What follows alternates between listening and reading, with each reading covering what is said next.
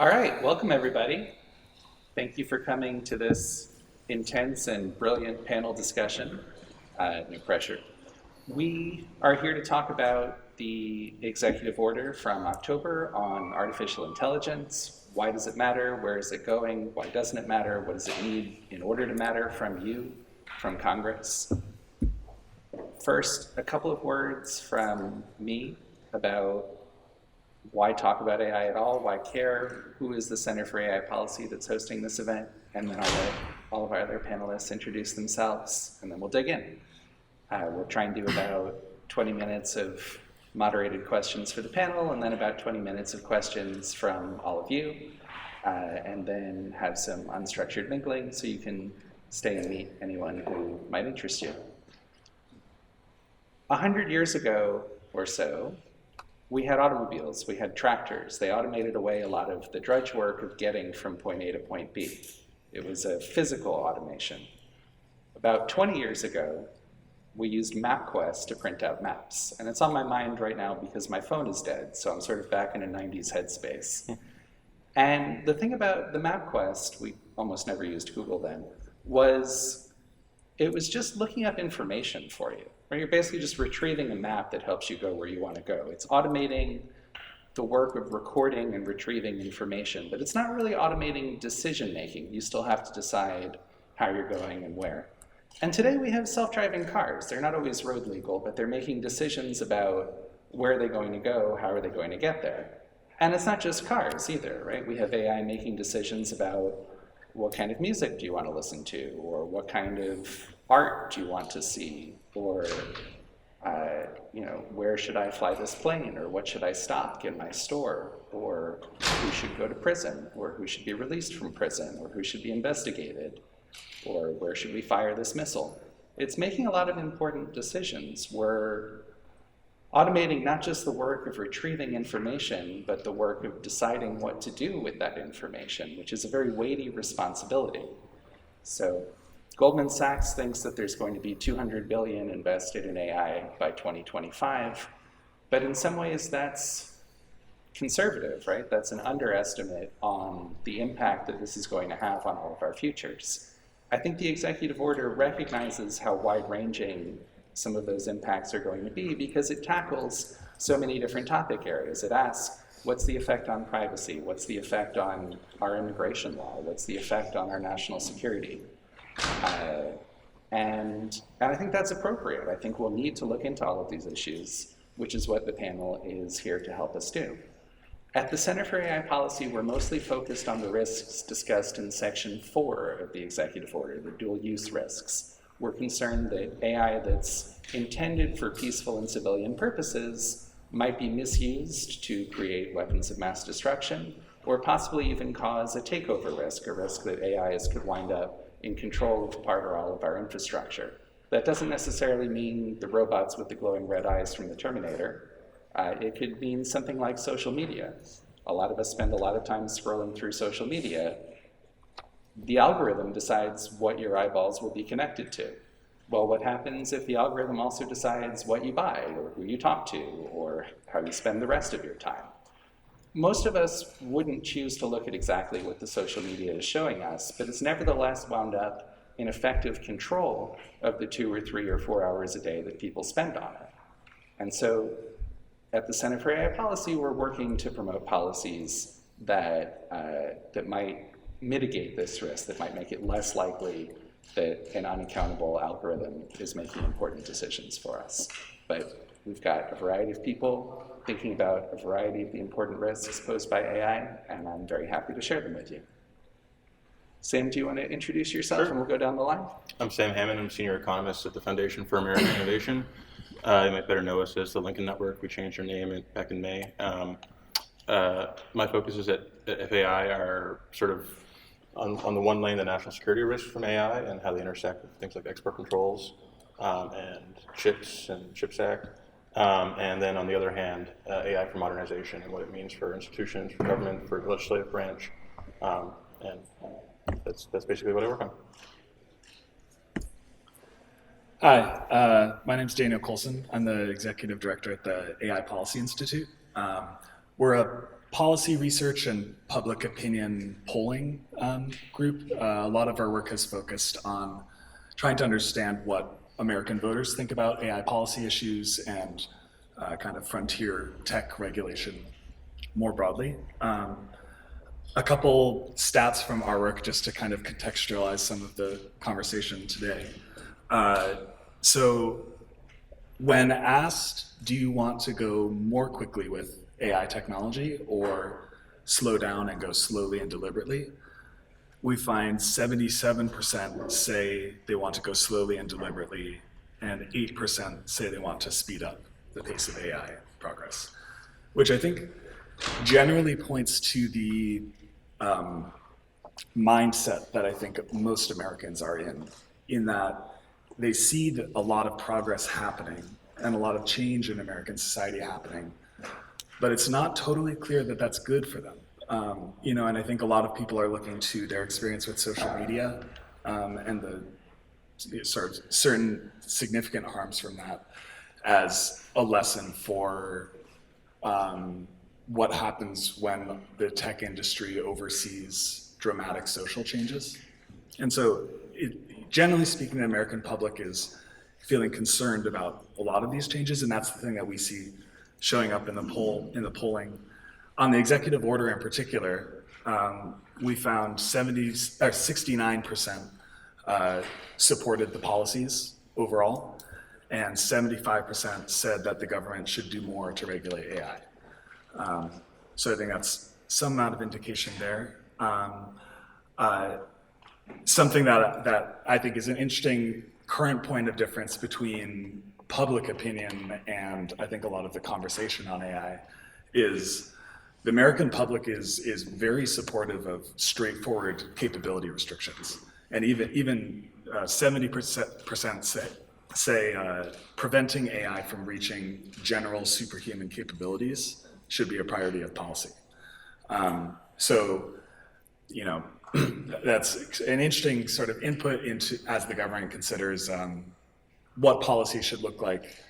The thing that we see is pretty overwhelming bipartisan support for pretty stringent policies, and that's something that I'm happy to expand on more in different areas. Greetings all. My name is Bill Drexel, Associate Fellow at the Center for New American Security.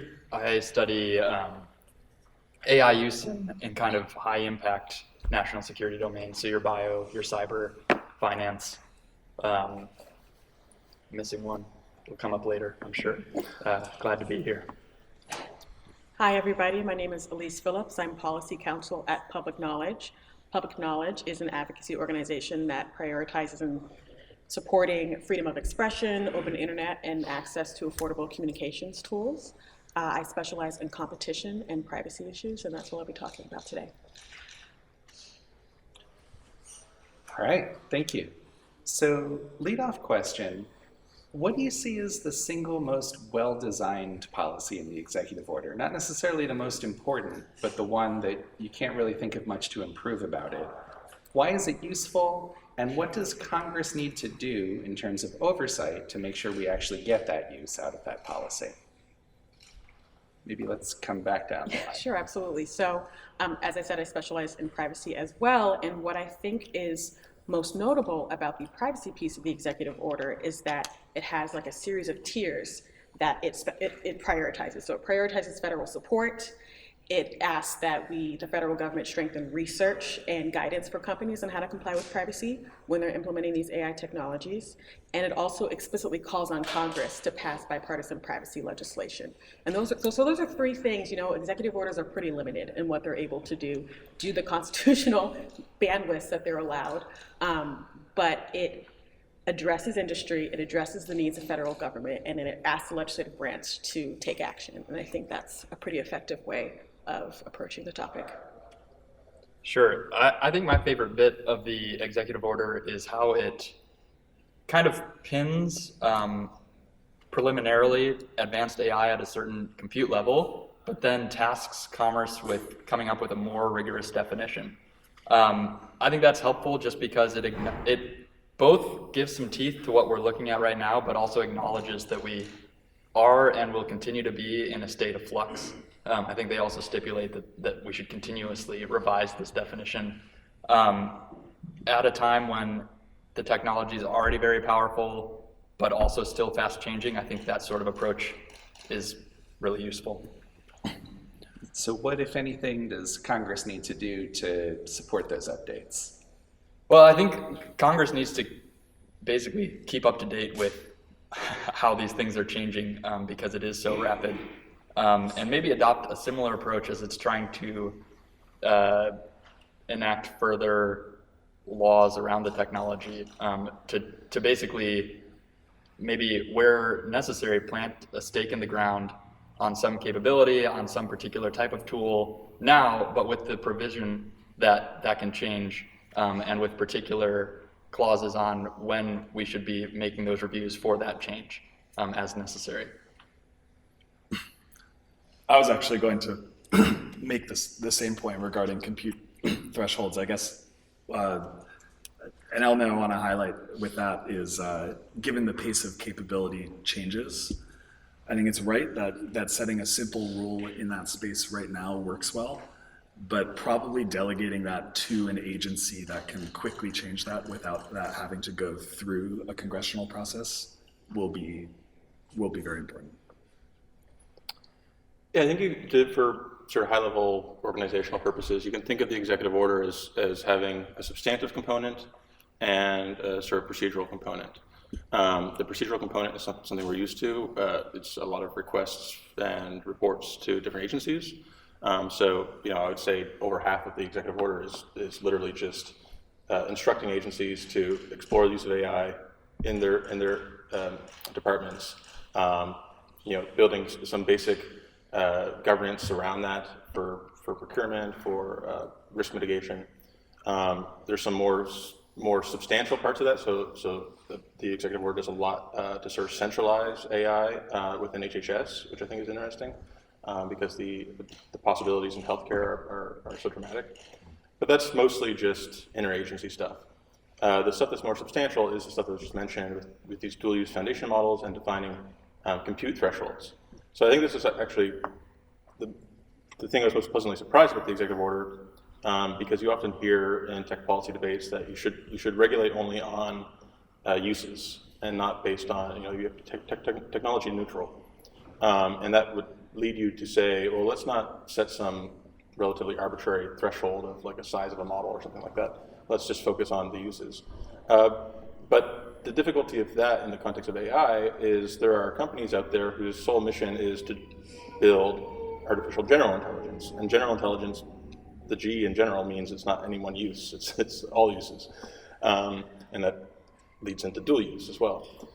So one of the important things to keep in mind is researchers have looked at this is that the scaling laws in AI, how big you scale the model, are a really reliable proxy for how capable they are. So if you recall the transition from ChatGPT 3 to 4, more or less the same architecture, more or less the same training data, basically all the text to internet, textbooks and so forth. But they just scaled it up and suddenly it was passing the bar exam and demonstrating higher level reasoning capabilities and so forth. And that's just a function of scale. So the most substantive part of the executive order is this invocation of the Defense Production Act to require companies that are training models with 10 to 26 flops of compute, floating point operations. It's a number of basically mathematical operations that go into training the model, to report to the Department of Commerce basic safety testing and disclosures and red teaming. There's been a lot of discussion about like regulatory capture, and is this an example of that? I don't really think so, because the thing is no company to date has trained a model that big. This is a forward-looking policy that's looking down the road to the milestone, the frontier models that will be trained in 2025, 2026. So the biggest one to date that's been released, GPT-4, is maybe 10 to the 24 flops. So 10 to the 24, 10 to 26, that's a 1,000-fold difference. Regulatory capture doesn't really enter into this discussion because the whole idea of regulatory capture is let's introduce a regulation as a fixed cost to our competitors, and then they have to pay that cost, where we're bigger, we can afford the cost. Training a model of 10 to 26 flops is a $10 billion investment.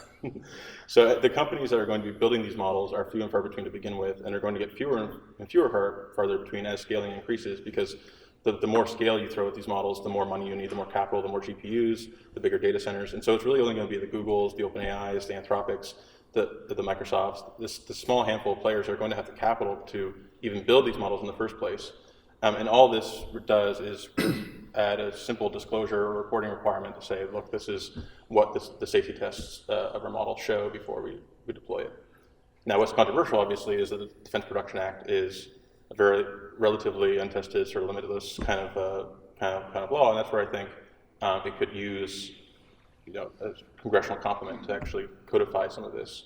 And particularly, the oversight is going to be important because the way the executive order is written is this 10 to the 26 threshold is going to be a moving target. So there's a process in place for the Department of Commerce, Secretary of Commerce, and a group of their peers get to update what this threshold is. They can lower the threshold, increase the threshold. They can add new variables. And so that's going to be an ongoing discussion and something that Congress needs to pay attention to. Thank you, Sam. So Sam mentioned these reports that take up almost half the executive order. For the whole panel, if you have an answer, we don't have to get every question answered by every panelist each time. But if you have a thought about a report that Congress should be excited to read, right? What does the executive order command to be written that Congress should be excited to read? Why that report? And what can Congress do with that report once it's ready? I've got one. So in one of the lesser commented on areas of the executive order, it stipulates that USAID write a AI playbook for development, which may seem trivial, but the fact is that China is taking a very aggressive approach in building out AI ecosystems across developing economies. And we're looking at a situation where we might have a Huawei 2.0 where we're trying to get people to rip and replace, very inefficient, reinforces autocratic norms, leverages China's power across the world.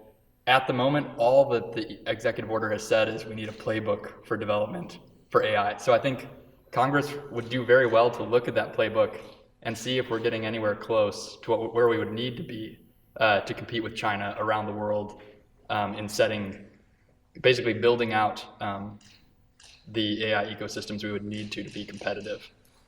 There are downstream effects on that as well in terms of international norm setting and all these sorts of things. But that's one area where I thought, as a whole, the executive order was weak. And in general, we need to be strong if we're serious about countering China on these issues. One I could throw in there, the section on healthcare and HHS, it includes a report, a study to look at AI and drug discovery and what the implications are there. I think there's a general threat model that I have where AI, no matter where it's applied, massively increases the kind of throughput demands on our institutions. So to give an example, a few weeks ago, Google DeepMind released a model called GNOME that predicts new molecular structures. And using this model, they basically trained it on a whole bunch of known chemical structures and predicted 2.2 million new crystals, of which like 800,000 could be useful, stable materials. And so this represented 800 years worth of material science knowledge achieved basically overnight. And now material science researchers are combing through all these candidate materials to figure out if they're technologically useful. Imagine if that happened to drug discovery. Right, and we went from the FDA in a typical year approves 15 new molecules for new drugs. If that went to 500 or 5,000 or 50,000 per year, they simply don't have the capacity, right? And that's a pattern that's going to repeat across many different domains, not just drug discovery, where the old way of doing business can't keep up with the sheer volume that's being produced by AI outputs. And that's going to require, you can throw AI in government and you can take a civil servant and give them AI tools, but to really capture the upside, we need to think about broader process reform. And that's where the executive action is limited. That requires Congress to think, what would be a new way of doing FDA drug approvals, let's say, and to think about your own area of jurisdiction or the topics you work on, and think about how AI is going to directly impact that area, not just in a narrow economic sense, but what it means for the institutions that oversee that area. Okay. So, speaking of upskilling in the federal government and getting them the resources that they need, what's missing either in terms of funding or in terms of training or talent recruitment to make some of these programs in the executive order a reality? So, I would endeavor to say, my other issue that I work on is competition, and what's worth noting within the competition section is that there's actually two uses of competition being used. There's competition from the global perspective, and there's competition from the domestic perspective. And I think that's, to append your earlier point, Bill, about making sure that we remain a global competitor, it's a helpful and distinct nuance that the executive order is making here. On top of that, there should be robust competition regulation on the domestic level. And what I consider, missing from that is sort of a strong mandate to develop and for Congress to develop and pass bipartisan antitrust and competition legislation. On top of that, within that, there should be robust resources provided to our antitrust enforcement agencies, which is woefully missing at this time. We are seeing large-scale developments when it comes to AI, and like somebody had also mentioned earlier, only the largest tech companies are capable of implementing this technology in a manner in which really creates a lot of the problems that we're concerned about and that we're seeing. And in order to address these concerns, and in response to that, there needs to be an ask of Congress to provide these antitrust enforcement agencies with more resources. And I think that was something, in terms of the competition section, that was missing as well as some other things. So, can I piggyback off that? There's ways that we could, boost funding for different agencies and so forth. But I think if you look at, take the FTC, they have a healthcare division that's charged with policing competition over the entire healthcare industry. So all of pharma, all of hospitals, everything. And it's a 29-person team of attorneys, right? So you got 30 attorneys that are in charge of policing the entire U.S. healthcare industry, like 18% of GDP. What does the day in the life of a FTC, a healthcare attorney, look like? It looks like subpoenaing 40,000 emails from a pharma CEO who's accused of misconduct, and then manually combing through those emails to find evidence of that misconduct as part of discovery. With today's tools, those attorneys could put all those emails into Claude 2 or GPT-4, or obviously something with confidentiality and privacy protections, but simply ask the model, find me the 5 most egregious examples of misconduct. And there might be some prompt engineering that has to go into that. And even if it's not perfect, even if the attorney has to then go trust but verify, it will massively accelerate their productivity and grow their capacity to take on new cases, to pursue the cases they're already doing more diligently. And I can guarantee you that the private law firms that are on the other side of that lawsuit will be using these tools.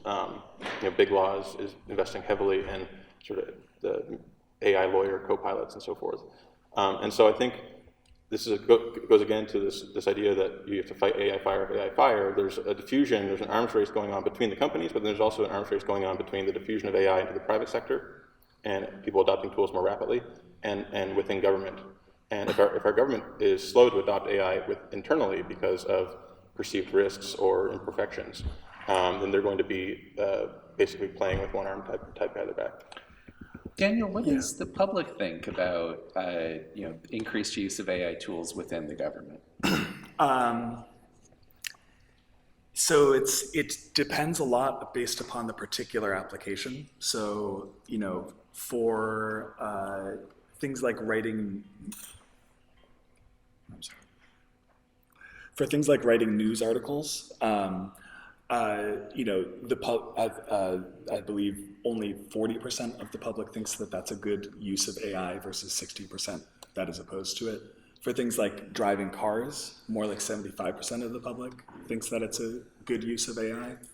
In terms of usages within the government and sort of security critical applications, things like usage of AI in warfare, AI making lethal decisions on the battlefield without a human in the loop. Those are the areas where you see totally overwhelming public opposition, 75% bipartisan opposition to allowing AI to make totally independent, lethal decisions. Something else I wanted to comment on was just in terms of things that the executive order is missing, in these areas of extreme high risk, I think there's probably certain more straightforward bans and restrictions that would be appropriate. One that I've seen discussion of is concern around open sourcing of powerful foundation models and the way that that allows proliferation of very powerful technology to America's adversaries. I think this is going to be an important area of, I think, some amount of conflict, because I think particularly Meta and Mistral in France are very committed to a path of open sourcing very powerful foundation models. And I think there's a concern that that can easily lead to proliferation of dangerous capabilities, most especially because when the weights are available, you can sort of arbitrarily modify the model to be able to remove any of the safety restrictions that are on the model. So something that you see with image models, which are a little bit ahead of text models, is that even though the model isn't trained on pornographic images, with $500 and basically a home computer, you can modify the model such that it retains all of its very advanced image capabilities, but extends its capabilities to a domain that it wasn't originally designed for. And so something that you'll see is, if you have a $10 billion trained model that is carefully excludes, biological training data, you'll keep all of the advanced general purpose capabilities, and with a couple $1,000s, you train it on biological data, and now all of a sudden it has the dangerous capabilities you meant to remove. I think that creates really difficult proliferation dynamics around dangerous capabilities. And so, I think consideration of certain more straightforward restrictions is something that I think would be appropriate as Congress looks towards legislation. That was something that wasn't really a part of the executive order. Just to, offer a different perspective and push back on that just a little bit, as an organization that advocates for open internet and acknowledges a lot of the realities of open source. From our perspective, open source in a lot of ways can be beneficial for competition, because what we don't want to see is only these large technology companies with these capabilities. We want to be able to diversify the market and provide robust competition to be able to have an alternative if a company issuing an AI model isn't doing what we would like them to do and what we would like them to perform. And there has been some contrary evidence as well that open source can be good for data security and prevent vulnerabilities from existing in the first place, because we have access and we are all aware of sort of the specific open source code that's being utilized. So that's just a different perspective. We as an organization tend to see open source in a lot of ways as an inevitability. And so we need to therefore have a more cautious and appropriate approach to how can we mitigate some of the harms when it comes to open source. How can we promote competition? How can we diversify the market in a way that there are new manifestations and new use cases that can provide healthy alternatives? And Elise, is there anything in the executive order that would help with that goal? I wouldn't say so. And that's just another way in which I think the competition section could be improved. There could be some more nuances in terms of the dominance of global companies. There could be just acknowledgement of potential conflicts of interest, sort of the strengths of a lot of companies that are vertically integrated, and the power that they have over different supply chains and streams. We've seen, I think as of now, a lot of companies that are implementing a lot of these AI models, it's just the big ones. And so they're sort of using that access to this technology as not just a way to further their existing dominance in the AI, in their big tech competition space in their specific markets, but also create dominance in the AI market itself. And so in a lot of ways, we see open source as a way, or it can be a way, to diversify and provide opportunities to smaller entities who are looking to expand and scale up. Okay. I want to throw the panel open to questions from the audience. So please raise your hands. If you get called on, briefly introduce yourself. You can say if the question is for a particular panelist or for anyone who's interested. Great. Daniel Colson with Congressman Higgins in Louisiana. Part of this has been presented as kind of a race between government and private entities. But how does that, at the consumer level, the individual level, one kind of prepare for this kind of revolution? How would we point our constituents to be informed kind of as this race is going on? So what is it that constituents need to know? Basically. Yeah, okay. Bill, we haven't heard much from you. You want to take that one? Sure. Though it wasn't one intuitively, I would have. I think, honestly, it kind of goes back to what I mentioned in my first response, that the space remains so much in flux, that it's hard to recommend anything that's going to be viable for the next 2 years. I think that I think the lowest hanging fruit that average people would want to know about are some of the misinfo, disinfo, and kind of generative AI things around phishing. So there's a cybersecurity element where we're likely to see a lot more kind of manufactured text that can be used to manipulate individuals, and also especially that can be used to try to get their financial details or various other means. There's good reason to believe that the models that are already here can really greatly expand the scale and quality of a lot of attacks that might affect individuals across the nation. That's one place I would start, but I'm sure there are others if anyone wants to add. Yeah, I think sort of public awareness is going to be a really important part of this, and obviously knowledge, is unevenly distributed in society, and we still today have, vulnerable populations like the elderly that get targeted by scammers in India and other places. Those call center operations are often very labor intensive, and we're going to move into an era where that's no longer the case, where you can have basically a server rack that's running thousands of robocallers that have been fine-tuned to be ultimately, persuasive, and even at the congressional level, I think there's going to be a moment in, the next couple of years where you pick up a call from a constituent and you're not really sure if it's a real constituent or just a model that's affecting a Louisiana accent. Right?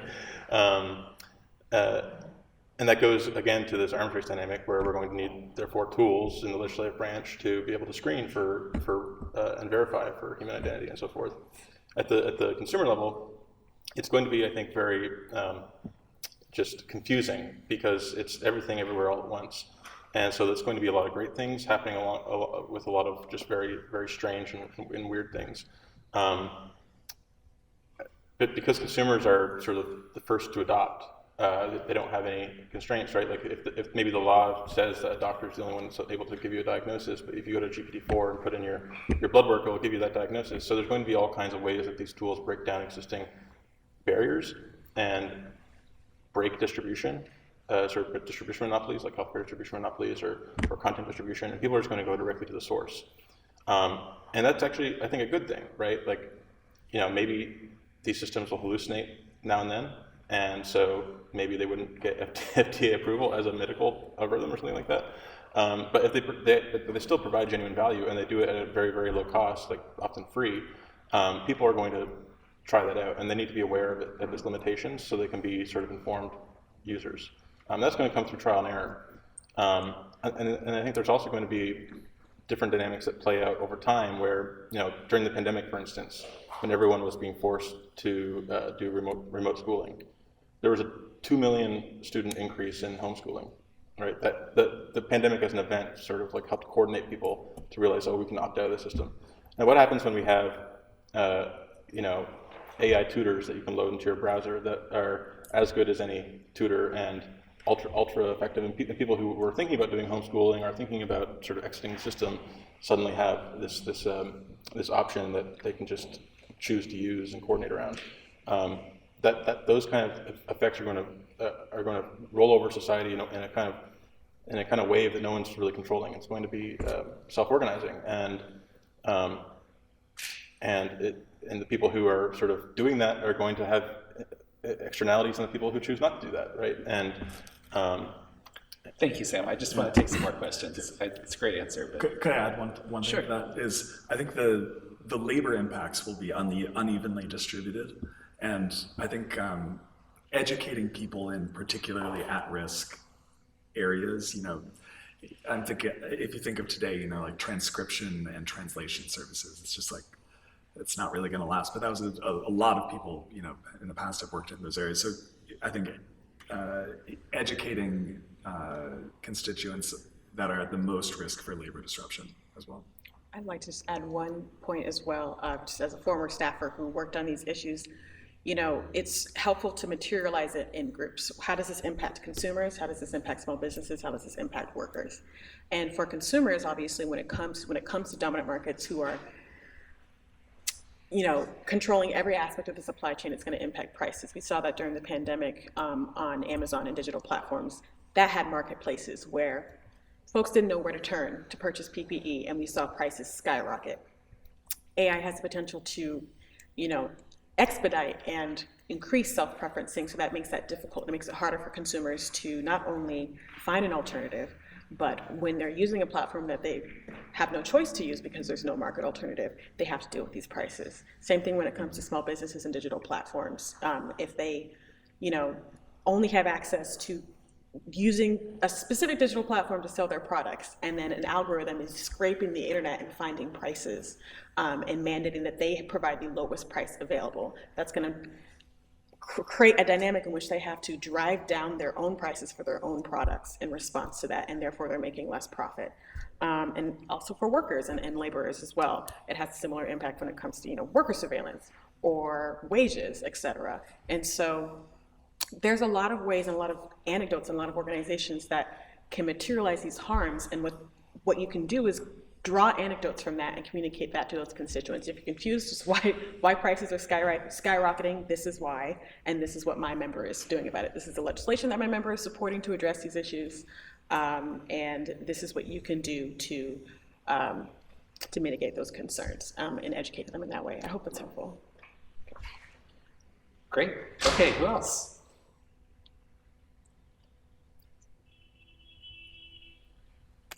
In the back, yes. So it seems to me that about energy, it seems to me that one of the powerful things about the AI space is that there are different sort of camps and interests. There's the consumer interest, there's the sort of geopolitical concerns, and the whole end. I wonder, with legislative action, what ratio or how people can gear towards the different important local concerns. One thing that I think is interesting about the executive order on this topic is a notable absence is that it has something for everyone except defense, more or less. So the executive order has more or less indicated that in as far as the government or this administration is looking at AI issues, they're looking at a broad range of domestic issues, trying to balance the interest groups you're discussing. And then on the side, somewhat independently, they're looking at the defense applications and pursuing a kind of semi-independent trajectory on that based on what China's doing, what other kind of allies and partners are doing. And also, partially because the U.S. government, the military has actually been relatively ahead of other militaries, both on the kind of looking ahead for capabilities and also looking at safety and responsibility questions.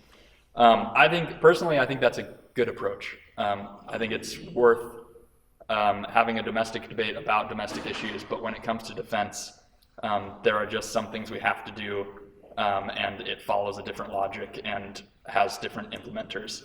So I was pleased with that element of the executive order as well. Thank you, Bill. It's a fair question. It also has a tendency to devolve into stump speeches. So if other panelists want to take a crack at it, go ahead, but try to focus on the balance of the things in the executive order and not why your favorite cause area is the most important. Well, I was just going to say that I don't think there's actually a huge bright line between, the consumer interest and our national interest in this case. So, I think one of the fallacies in the debate with vis-a-vis competition with China is that we need to just hit the pedal to the metal and diffuse it and deploy this technology as quickly as possible, because if we don't, then China will. And when actually China's taking a very different approach. They're being extremely conservative about who's able to train these models, how they're deployed. They have a draft law that basically says any AI model that undermines the unity of the nation or socialist values is like prohibited. And the reason China's taking that approach is because they saw how the internet had these double-edged effects, right? So if we were having internet safety discussions in the 2000s, we would have been talking about identity theft or consumer protection. You wouldn't have anticipated that the internet and social media and mobile would help, lead to a legitimacy crisis across Western democracies and forge, the Arab Spring and weaker states. And China was watching that, and they saw how the internet and open access to information, which we value in the West, was destabilizing to the regime, and so they had to crack down and build a surveillance state around that. And they're taking a very similar approach of AI, and I think we need to incorporate some of that lesson ourselves to think, to what extent is going full steam ahead, meaning that we're going to, dominate the technology and create a new American century, or if we do it sort of carelessly, lead to our own internal destabilization. One further point on this is there's obviously a lot of uncertainty about how AI will develop over the next few years, and a lot of disagreement amongst people who you might imagine would know. I think the priorities today look very different if AGI is a 2026 technology versus a 2046 technology. And that's a very difficult question. I think there's a lot of very not crazy people that say that AGI could be a 2026 technology, and a lot of not crazy people that say the opposite. And so I think in that sense, the executive order was, I saw it as generally being mostly preparatory in the sense of trying to gather the information necessary to be able to deal with the technology and to set appropriate rules, but not doing very much to set those rules today. And I think in an important sense, I think that tees up Congress for its own action. Yeah, I would agree. I mentioned this earlier, but at least within the realm of competition, there's this nuanced balance between remaining globally competitive with other countries that have made strides in artificial intelligence, while making sure that there aren't any net negative effects on consumers and small businesses domestically. And so you'll see, particularly within the competition section, a clause on immigration and how we're addressing the brain drain that tends to happen in the United States and making sure that we can retain talent. And so if you're speaking to people that have that specific interest when it comes to immigration, that's an angle that you can speak about. When it comes to developing and prioritizing and making sure that we have the hardware and infrastructure, this executive order is a great, appending to something that passed like the Chips and Science Act to make sure that we have sort of the processing capabilities to manage this. And that's a way that you can talk about AI in a way for somebody who's concerned about that, and jobs as well. And then from the consumer protection perspective, just the mandate of making sure that federal agencies are paying attention and scrutinizing companies that are implementing these technologies. So those are just different angles in which you can talk about the executive order and different nuances that you can address for folks with varied interests. Another question?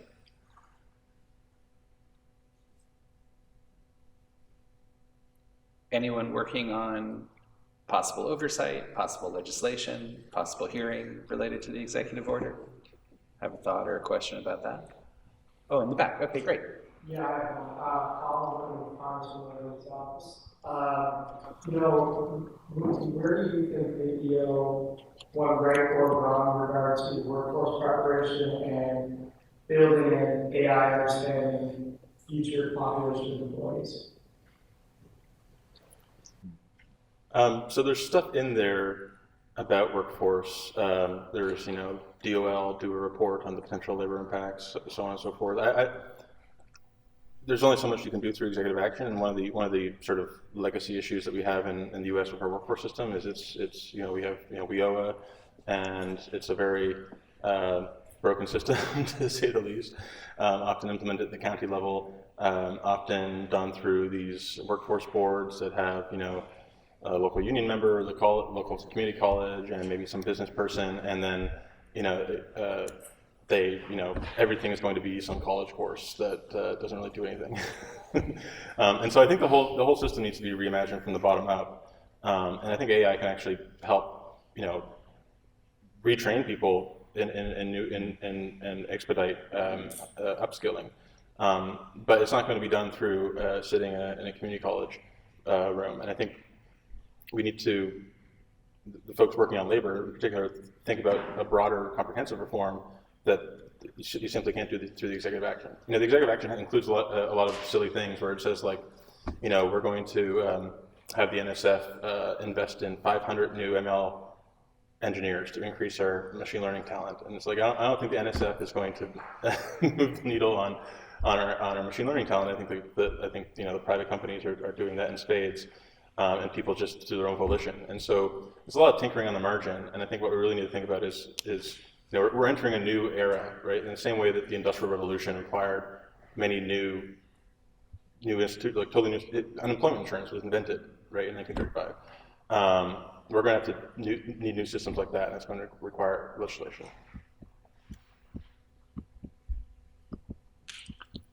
Yeah, absolutely. I've said this and emphasized this a lot, but there should be strong regulatory oversight for these capabilities and these technologies.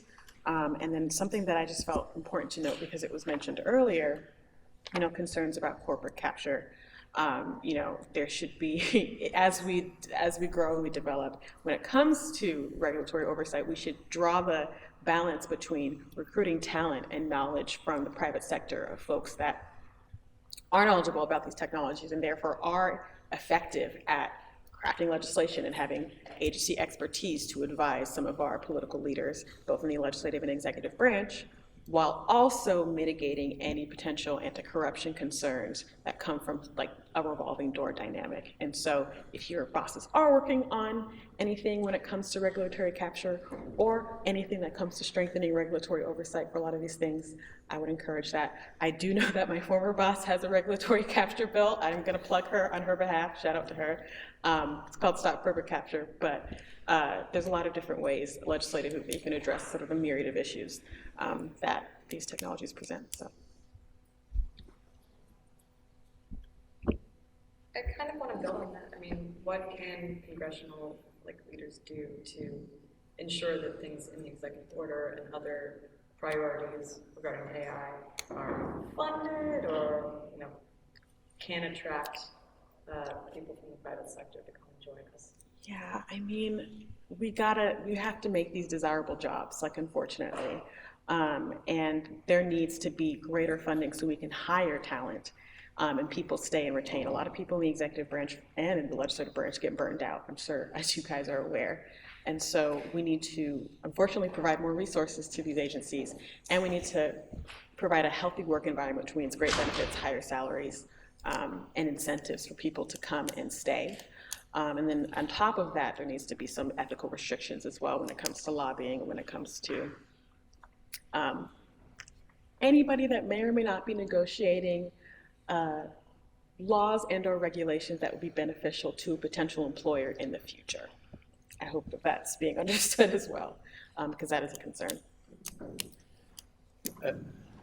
AI as a general purpose tool, it's come first for writing your homework or for some of these knowledge jobs, and I think bureaucracies in particular, corporate bureaucracies, and public bureaucracies are incredibly exposed to this technology, right?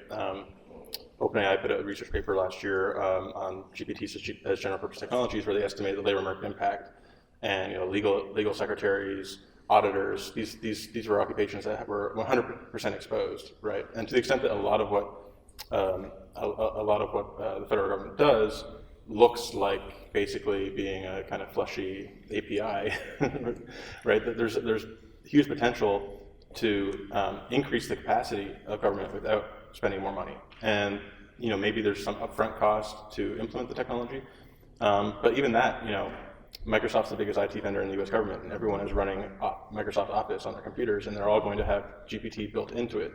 And so there's going to be coming a day where, the person at the Bureau of Labor Statistics who does a jobs report every month is showing up to work and just loading a CSV file and saying, write my blog post, right? Find the 5 most interesting trends. And so there's going to be a need to reallocate labor within government, right? There's 2.5 million federal workforce. You can do more with less with this technology, and it's going to be a question of how it gets implemented and whether these tools are able to be adopted, or whether we need to actually bring in tons of specialists to do that implementation. And that can be done in a scalpel kind of way with special hiring authorities and so forth.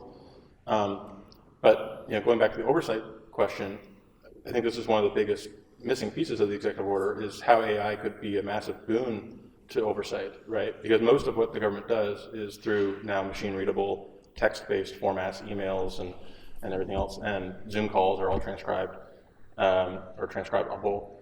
And so that's, in principle, something that can now just be audited, right? And so do we move, when do we move to Inspector General GPT, where we have all this stuff being able to, being fed into a system that can generate reports to Congress instantly instead of in 180 days or whatever the norm is. And that could massively increase federal oversight, not just sort of in a trivial way, but enable kind of real-time monitoring of what the government is doing. One further thing on maybe slightly adjacent to the point, but I think still relevant. This was referenced earlier, but I think there is really a big role for Congress to play in helping to expand our pool of AI talent, particularly from abroad. And anytime you mention the immigration word in Congress, immediately the red flags come up and you say good luck, whatever.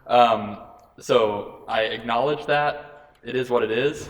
But at least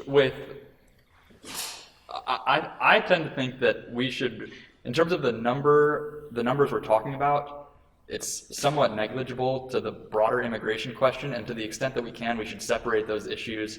I like the language of Sam's colleague, John Asconis at FAI, who calls it weaponized brain drain. I think that actually is the best path forward. We really need to give AI engineers from China and other countries, particularly adversaries, ways to stay in the United States, which they want to do. It helps us, and it cripples them in a extremely important technology, and it builds our pool of talent that we need. We need in government, and we need in the private sector, and we need in defense. Maybe not putting those particular individuals in defense, but you get my point. Just to add to that, there's been some folks who've done sort of network analysis of the AI landscape in China, and there's probably 100 engineers that if you gave them green cards would decimate China's AI industry, or at least set them back substantially. And those people, maybe they're security risks, so but let them do things that aren't sensitive if they're willing to come to this country and do the strategic brain drain, as Bill mentioned. Yeah, let's take one more question, and then we'll open it up for informal, off-the-record mingling. I was just curious if AI or the executive order is being used for anything for space exploration or something like that. Just kind of read recently that a normal human fighter pilot in certain jets can only withstand certain G-force situations and stuff like that. But once they start deploying AI into those kind of environments, things will change. Are there implications for that for space and propulsion systems and stuff like that? There's nothing particularly in the executive order, but it is a massive. It does have huge implications, right? So, wouldn't it be great if when we to start terraforming Mars, that we just send up robots that could build the base before we arrive. Because the first Mars mission is going to be probably a coin flip of surviving, right? And so there's going to be humans will colonize space via robots, but the executive order doesn't really bear on that at all. All right, that was a fast one. One more question, and then we'll throw it open to England.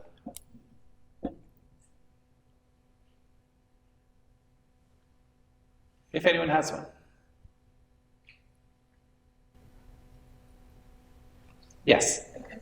So the question you're sort of talking about folks using AI tools for federal governments, currently the question of whether we're allowed to use basically these tools to write code is being left up to sort of agencies' offices of one, they tell you we really don't know what we're doing on this. I was at an agency that blocked OpenAI, but didn't block Anthropic, and I'm pretty sure they didn't know about Anthropic, not because they made evidence or decision about this. How is this going to get sorted out?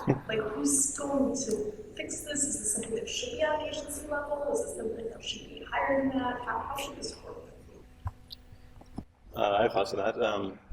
So I think one of the things that's still a big open question to me about whether it's a good idea or not is both this executive order and the follow-on one from OMB. They prescribe creating these new AI governance boards at each agency and appointing chief AI officers at each agency. And then there's a system to sort of bubble up to OMB. And I worry that that's going to be very duplicative and fragmenting.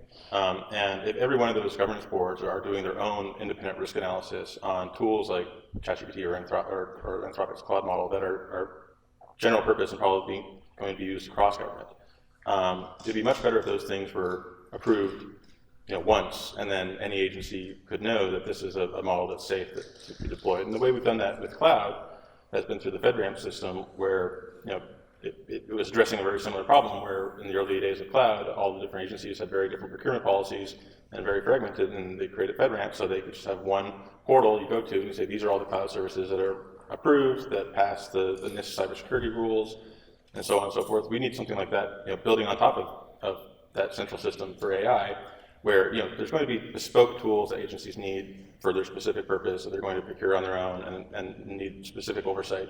But for these general purpose tools, there should just be one window and have that presumptively approved, right? And then within agencies, there can be more fine grain, these are the uses you can use it for, and these are the limitations, and so on and so forth.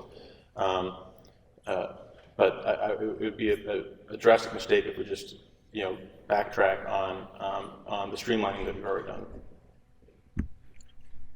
All right, well, thank you very much to our panelists for coming out and educating everyone on this incredibly important topic. I will be here for a while if anyone wants to chat, and I hope some of them will be as well.